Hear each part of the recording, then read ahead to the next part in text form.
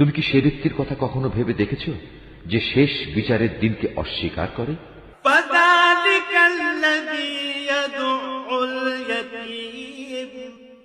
এ তো হচ্ছে সে ব্যক্তি যে নিরীহ এতিমকে গলা ধাক্কা দেয়।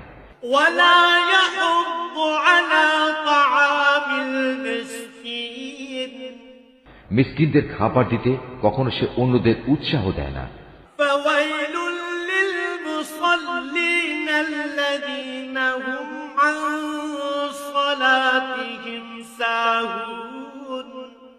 মর্মান্তিক দুর্ভোগ রয়েছে সেসব মুনাফিক নামাজীর জন্য যারা নিজেদের নামাজে উদাসীন থাকে।